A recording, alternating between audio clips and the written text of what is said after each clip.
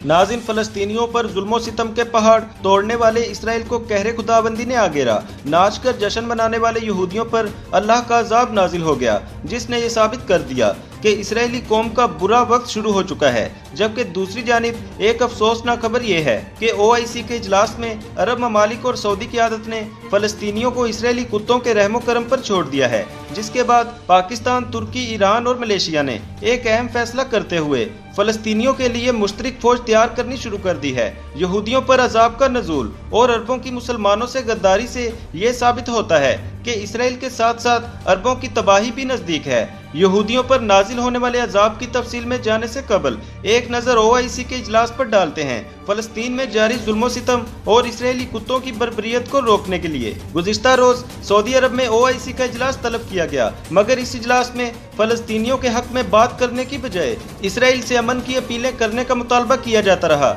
मगर पाकिस्तान, ईरान, तुर्की और मलेशिया ने इसराइली फोर्सेस और इसकी शर्पसंद हुकूमत को सबक सिखाने के लिए मुश्तरका तौर पर यह तजवीज़ दी कि मुस्लिम ममालिक को इसराइल में फौज उतार देनी चाहिए। मगर अरब रियासतें, जो कि शाह से ज्यादा शाह के कुत्तों की वफादार हैं, इन्होंने ये तजवीज़ मुस्तरद कर दी। दरअसल सऊदी हुकूमत की दरख्वास्त पर फलस्तीन की सूरत हाल पर OIC के वज़ीर खारजा का हंगामी इजलास तलब किया गया था, जिसमें इसराइली हमलों और फलस्तीन की सूरत हाल का जायजा लिया गया। अफसोस सद अफसोस के 57 इस्लामी मुल्कों की नुमाइंदा तंजीम OIC ने ना इक़्तिसादी बाइकआउट की बात की, ना किसी और एक्शन का मुतालबा किया, बल्कि फलस्तीन पर इसराइली बमबारी और वहशियाना हमलों को एक रवायती करारदाद मंजूर करके निपटा दिया। नाज़रीन ग्रामी, आप जरा अरब हुक्मरानों की दोगली पॉलिसी मुलाहिजा करें कि इस नाम निहाद इजलास में फलस्तीन के हक में और इसराइली मजालिम के खिलाफ सिर्फ एक करारदाद मंजूर की गई, जिसमें कहा गया है कि अल-कुद्स शरीफ और मस्जिद अक्सा की हैसियत मुस्लिम उम्मा के लिए रेड लाइन की सी है। करारदाद में इसराइल के जालमाना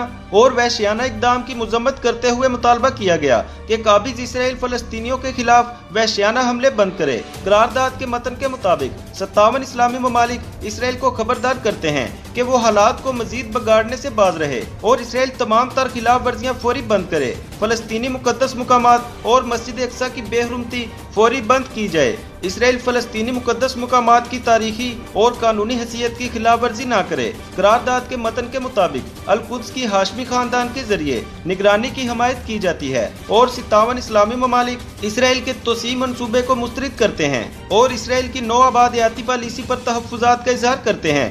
OIC की इस ताकतवर तरीन करारदाद में यह भी इरशाद फरमाया गया कि हालात की खराबी का ज़िम्मेदार मुकम्मल तौर पर इसराइल को ठहराते हैं और मुतालबा करते हैं कि आलमी बरादरी अपनी ज़िम्मेदारियां पूरी करे, जबकि सलामती कौंसिल फौरी तौर पर इसराइली हमले बंद कराए। दोस्तों, क्या इस करारदाद से इसराइल जुल्म सितम बंद कर देगा? क्या सऊदी हुक्मरान हकाइक से चश्मपोशी इख्तियार नहीं कर रहे? क्या अरब रियासतों को फलस्तीनियों का बहता खून नजर नहीं आ रहा?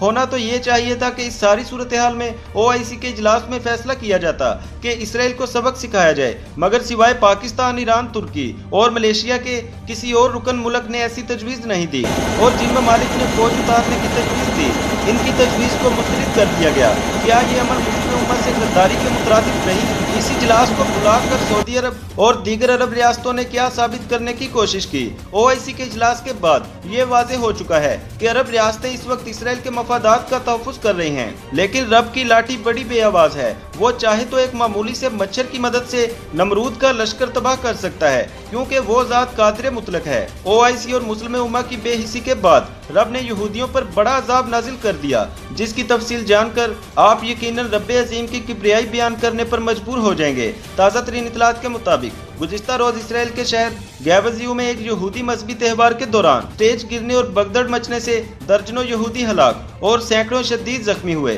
शाहूत नामी इस त्यौहार के दौरान यहूदी नाच नाच कर जश्न मना रहे थे कि अचानक इन पर कहरे खुदाबंदी बरस पड़ा और इनकी आन में बड़ी तबाही के मनाजिर सामने आए। इसराइली मीडिया रिपोर्ट्स के मुताबिक गैवज़ियू में वाक़े सिंगांग यानी यहूदी इबादतगाह का सेटिंग स्टेडियम मुनहदिम हो गया।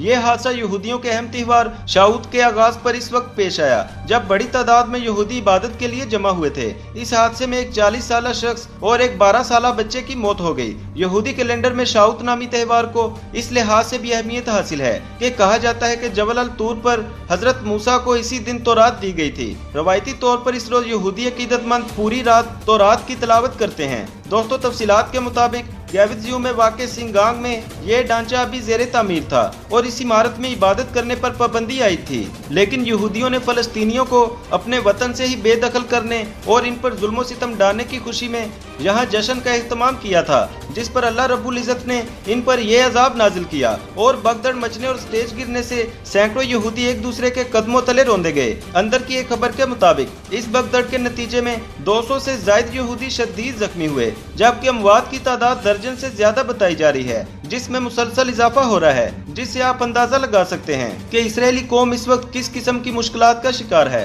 दूसरी जानिब हमास यहूदियों पर कहर बनकर टूट रहा है और हमास की जानिब से मुसलसल गोलाबारी से इसराइल की बुनियादें हिलाई जा चुकी हैं। गजा से फलस्तीनी मुजामती तहरीकों ने इसराइली मिसाइल हमलों के जवाब में खतरनाक रॉकेट बरसाए। इन रॉकेट और छोटे मिसाइलों के हवाले से खास बात यह है कि गजा में मौजूद फलस्तीनी मुजामती तहरीकों ने इसराइल समेत पूरे अमेरिकी ज़ियोनिस्ट ब्लॉक पर यह साबित कर दिया कि वो इस सलाहियत के हामिल हैं कि खलीज उक़बा में उर्दन और मिस्र के नजदीक इसराइली इलाक बंदरगाह तक के इलाके इनके रॉकेटों के निशाने पर हैं। हालांकि ये इलाका काफी दूर है। दूसरी तरफ तिल अबीब, अस्कलान, असदूद, सिद्दीरवित, नकीब, बैरसबा समेत मतअद्दद अहम इसराइली इलाके भी हमास के रॉकेटों की रेंज में हैं। हमास की जानिब से इस सलाहियत का कामयाब अमली मुजाहिरा करके भी दिखाया गया और ये सिलसिला तवातुर से जारी है। फलस्तीनी मुजामती तहरीकों के रॉकेट हमलों में इसराइल का जानी नुकसान तो कम हुआ है, लेकिन इन दिफाई हमलों ने दुनिया से इसराइल का फिजाई और बहरी राब्ता मुअत्तिल जरूर कर दिया है। जाली रियासत इसराइल के अंदर रेलवे का निजाम भी शदीद मुतासिर है।